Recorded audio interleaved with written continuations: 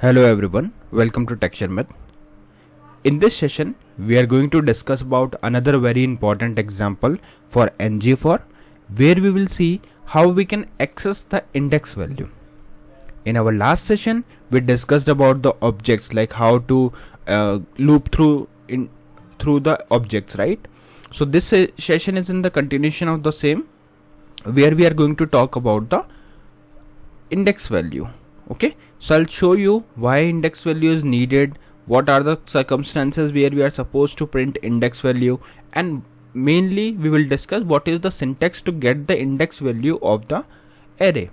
Okay, but before we proceed further, I would like to recommend you to please go and check out the previously released session first, because they all are in proper sequence and sync. So if you follow them sequentially, then it would be much more easier for you to understand the ongoing topic, because for timing we are just mainly focusing on how to use ngFor along with index. Okay, fine. Now firstly what I'll do, I'll explain you the requirement, because understanding the requirement is one of the most best way to understand any concept, because once your requirement is clear, then you know what you want to achieve, and then you can simply use one of the concept of Angular to achieve that thing. Okay, alright, so let's go to app.component.ts file. Now in this ts file, what we will do, we will create one array. Okay, so let's say I want to create an array of technology, so I'll simply mention here technology, and then square brackets. Inside this square bracket we will put the technology name, for example Java, right? Anything you can put. This is just an example. Python, then we will put here Angular. So these are the kind of thing which I want to show here. Perfect. And make sure that it is in a single quotes: Java, Python, Angular. And if you want to add more values, you can add more as well. Let's say JavaScript. Okay, so this is just an example. Fine. Now we all know that array of the index for arrays started with 0. So here the value index of Java is 0, index of Python is 1, index of Angular is 2, and index of JavaScript is 3. We all know that, right? But in program, if you want to use that value, so you are not going to fix it, you are not going to hard code this value, right? Then how we will solve it? So to actually get the value of index of each element, what we can do, we can use ngFor. Okay, and with the help of ngFor, we will loop through this array from Java to JavaScript, and also we will print the index value. Okay, now the question comes, what are the prerequisites of this example? So the first prerequisite is there should be one array, which we have, right? We have one technology array. Another thing, this common module should be imported, and this is very important thing. Okay, because let's say if it is not there, let me remove the unrelated things. Okay, so let's say it is not there, so in this situation you are not supposed to use ngFor directive. Why? Because ngFor directive ngFor directive comes with common module, so if it is not imported, you won't be able to use it. Okay, so this is one of the most important prerequisites, that if you are going to use it, always make sure to import it. So here we will write common module. So once I write this common module, it will automatically add this line. Okay, and it will import it. So now you can see it shows export all the basic Angular directives and pipes such as ngIf, ngFor, decimal pipe, and so on. Okay, so it also contains the ngFor. Alright, so array is ready, we have imported the required module. Now it's time to write the logic in the HTML file. So let's go here and write app.component.html file. So this is the file. Here what we will do, we will firstly put the heading. I will write here ngFor, let's put star asterisk also, directive with index. Okay, because this is our main topic, we want to fetch it through index. Now after this, what we will do, we will print we want to print list, right? So let's print it like a list. You can create any type of like list, like you can print ordered list, unordered list. So let's go and create unordered list, okay, which comes with bullet point.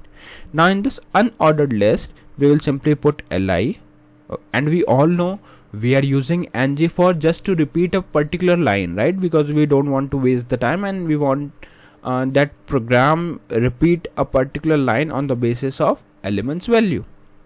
So this is what we are doing here, okay? So in list item I want to repeat this line as many times as we have the number of elements in the array, okay? So here I will write star ngFor, and remember one thing, right now it will show that it is not imported, but we know that we have imported it, okay? So you can simply continue writing it and it will automatically gone once everything is written. Now here I will write let, and remember this is case sensitive, so always write in the same way. If you make it capital L, it won't work, okay? So let with small letters, let tech, so I'm giving the name as tech of technology. Perfect. Okay, let tech of technology, then semicolon. So what we did here, we are considering this technology, each element as a tech. Now currently if you save this and serve this ng serve -- open, enter, so it will take few seconds and it will check the program. If there is any error, it will throw error, otherwise it will show you the output. So now you can see it is repeated how many times? 1 2 3 4. Why? Because we have 4 elements in that array, right? So far we have not printed it, but we have repeated it. So don't get confused that it is used for printing.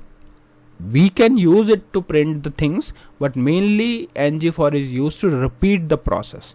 So you can see this line is repeated number of time elements as number of time elements, okay? Perfect. Now in the same case, if you want to print the values, now you can print the values and here you can put tech. So what tech will do, it will print one by one all values like Java, Python, Angular, JavaScript.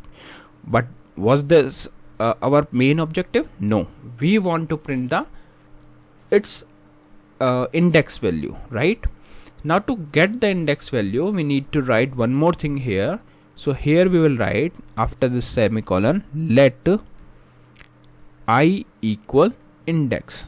Now here index is the predefined keyword. I is just a normal variable which I am using for storing the index value, okay? Now after this, what we will do, we will simply write here like this. Here we will write I and just simply save it. So once you save it and refresh it, you will find that Java 0, Python 1, Angular 2 and JavaScript 3. So basically what we have got the indexes value, and this is exactly what we were looking for, right? We got all the required index value. Now some of might get this confusion while they were doing the coding. Can we put the name index only instead of I? Because I always recommend you to keep the meaningful name. Yes, you can create, like right now, let's say if you directly try to print index, it won't work. Let me remove it. Now if you try to print the index, it will show error. Why? Because it is not defined, and it will give this error, property index does not exist on the type app component, okay? Because we have not declared it, and although it is a predefined value, but we have to set it, right? So here we will set, but during setting the value, you can use this variable let index equal index. So here this value is considered as a predefined variable and predefined keyword, and this is considered as a variable. And now if you print it, it will work in the similar way. Clear? And if you want to print only the indexes, you can remove it and it will print only the index value, okay?